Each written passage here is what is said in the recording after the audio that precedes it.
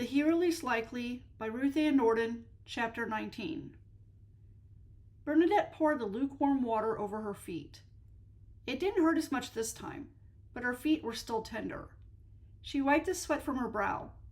Even though she was taking a bath and the water wasn't that hot, she was still uncomfortable. She bet the best time for a bath out in the desert was in the evening or early in the morning. Doing this around 3 in the afternoon, when the heat from the sun was pressing all around the place, wasn't the best idea. She didn't have a choice, however. There was no hotel in this town. The nearest hotel was at Desert Station. She was probably lucky that this town even had a bathing house. A knock came at the door as she massaged soap on her feet.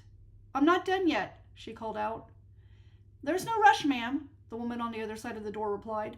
"I only came to bring you the clothes the deputy bought for you." Zeke was already done buying clothes for her? Had she really been in the tub for that long? The water should have been chilly by now, if that was the case. She took a good look at the small window, where the sunlight poured directly on the tub. Or maybe not. She bet the sun kept the water warm, and the room was stuffy, even though the window was open. "You can bring the clothes in here," Bernadette replied, and hurried to finish washing her feet. The woman opened the door and set the bonnet, the neatly folded clothes, and a pair of unfamiliar brown shoes on the chair. "Deputy Ritter said there's no hurry. He'll be waiting on the bench outside for you." Bernadette nodded her thanks as the woman shut the door. Even if Zeke had said he wasn't in a hurry, she still felt the need to finish up, so she didn't have to keep him waiting too much longer for her. When she was done patting herself dry, she hung the towel on the hook on the back of the door. Then she sorted through the clothes on the nearby chair. The brown shoes were made of leather, but they were softer than the boots that she was used to. She could see why Zeke picked them. They would feel much better on her feet. She set them on the floor. Under the moccasins was a small leather pouch with a piece of paper sticking out of it. Intrigued, she loosened the string on the pouch and pulled out the paper. "I recommend tucking this necklace under your shirtwaist so no one sees this," he had written on the paper. She blinked and opened the pouch further until she noticed the gold chain. She pinched the chain and drew it out of the pouch. To her surprise, she was holding the necklace with a Bisbee turquoise teardrop gemstone that she had wanted back in Prescott. "That necklace is a nice one," Zeke had told her. "It would look good on you. You have a hint of blue around the brown of your eyes. It's almost as if that gem was crafted especially for you." Then he had told her that a tan shirtwaist would go best with it. She looked down at the clothes and noted that the shirtwaist he had purchased was a nice tan color. Well, who would have thought Zeke was such a romantic? But he hadn't been engaged to her back then. She'd still been promised to Blaze. So what had made him purchase the necklace to begin with? Maybe he saw the way Blaze was acting and thought Blaze should give it to her. Knowing Zeke, he probably bought it so that she could still have it, even if she'd married Blaze. If that didn't prove she was making the right choice by marrying Zeke instead of Blaze, nothing did.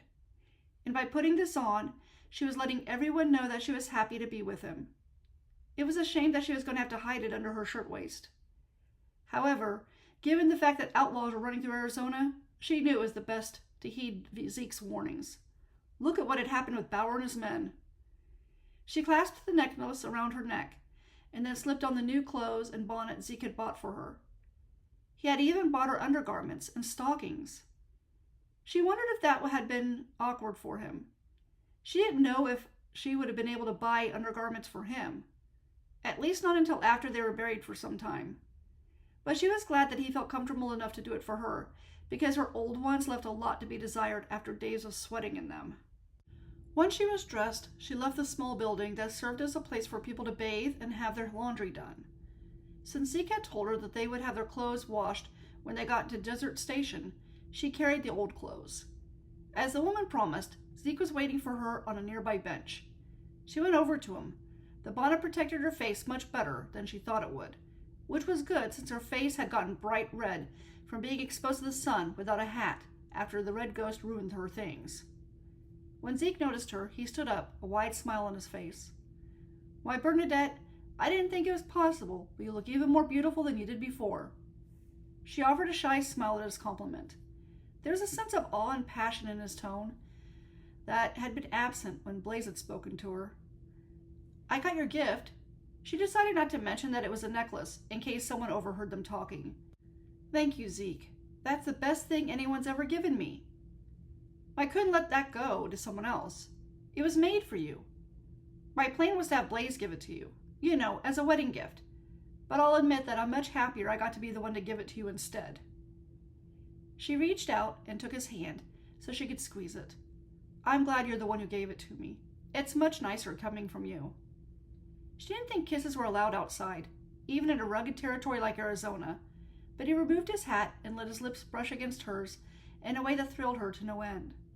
When she glanced around them, she didn't notice anyone who seemed bothered by their display of affection. Perhaps out here, no one cared about this kind of thing. Zeke put his hat back on his head and then took the dirty clothes from her. We'll have these cleaned soon enough. What do you think of the moccasins? Are they helping your feet? Yes, they're surprisingly comfortable. Good. I thought you'd like those better than your boots. He put her things away and then flung the leather sack over his shoulder and took her hand. I'll get you on your horse. We have a couple more hours of daylight left before we have to sleep for the night, but we'll stay at a hotel in Desert Station. Can we afford to stay in Desert Station? I'm sure the others are worried about us. I'm sure they're worried too, but I know Lucas, and he likes to stay in hotels whenever possible. I doubt we're too far behind them. He strapped his sack to his saddle, and then he put his hands on her hips to help her onto the horse. They won't find Lee and Wilson right away in Quartzsite. Lee and Wilson know better than to go through town in the open. Too many people would want to turn them over to the law. They have substantial bounties on their heads. My guess is that Lee and Wilson will need to come out in the dark to get the treasure. What if they wear a disguise? He untied the reins of her horse and handed them to her. That's possible, I suppose. But there was someone at Granite Wash Pass who recognized them. If they did put on a disguise, it's not a good one. She supposed that had to be true. As long as you'll be there to help Blaze, that's the important thing. He paused as he was untying the reins of his horse from the post.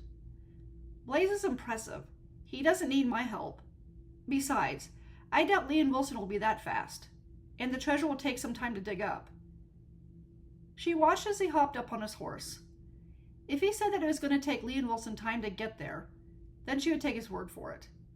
Also, Zeke added, given what Lee and Wilson did in Granite Wash Pass, they'll probably stop at a saloon while in Desert Station. Her interest piqued at the tone in his voice.